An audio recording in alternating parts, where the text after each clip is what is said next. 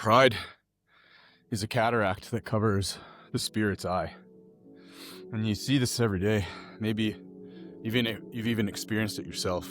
I'm sure we all have had moments in our life where we felt beaming with pride. And then, haven't you ever noticed that after a short while, pride begins to feel a little sour in you?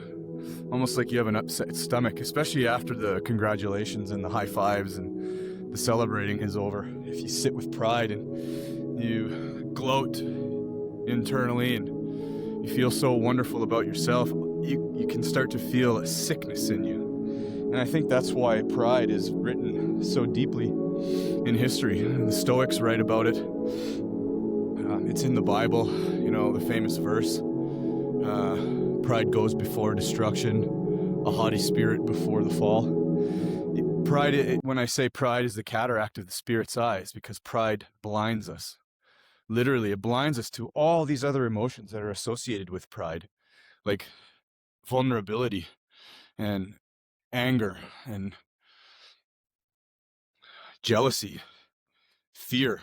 When a person, I'm trying to think of my own examples of this, and one of the reasons that, quite frankly, that I had to take a step back from social media was because I needed to evaluate my own pride. I got a very small amount of success on social media a little while ago, and I noticed a sensation I hadn't felt before using social media, and it wasn't cool because it was really driven by my ego. And I mean, I think ego and pride are almost the same thing. Pride might just be a different spelling for the word ego, but I felt it myself. Pardon me. I felt it myself, and I'm sure that those of us that have a good spirit and are generally good people feel that when they sense pride. I don't think this guy has any pride at all. I think he's just humble all the way down to the bottom, aren't you, buddy?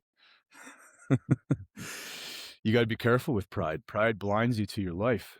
It doesn't allow you to expand.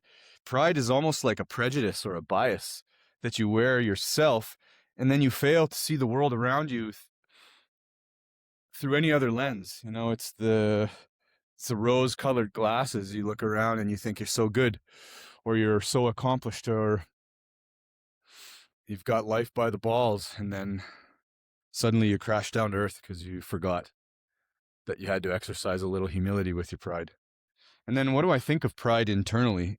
I think it's dangerous, but perhaps if you are quite a powerful person and you have yourself in check and you can recognize the dangers of pride, I don't know if there's something wrong with a little bit of internal pride. I think that it should probably be fleeting and should be shelved immediately so you can kind of move on to the next thing, because that's another problem with pride, is it can freeze you right where you are. You win the big thing, let's say, you were a high-level sports athlete, and you feel great about your accomplishments, but now sports is over. You retired, maybe you've gotten a little bit too old, something has occurred, and now you can't let your past life die. Pride encrusts you like a scab, and inside there needs to be this new person healing, and then the scab hardens around you, this pride scab, and it doesn't let you to heal and break free of the healing. So you're forever a wound. You're forever scabbed over. And when you're scabbed over, everything becomes dark. You can't see through it. That's why pride is the cataract of the spirit's eye, and why I think it's dangerous, and why I think pride is a deadly sin. Look at the most powerful people in the world. Look at how they stand with their shoulders back and their chest full of pretend helium, making themselves feel so good, afraid of the people. And so pride propels them into this greedy reach for power so that they can never feel that vulnerability of humanity. The dangers of pride. Have a good day. Cheers.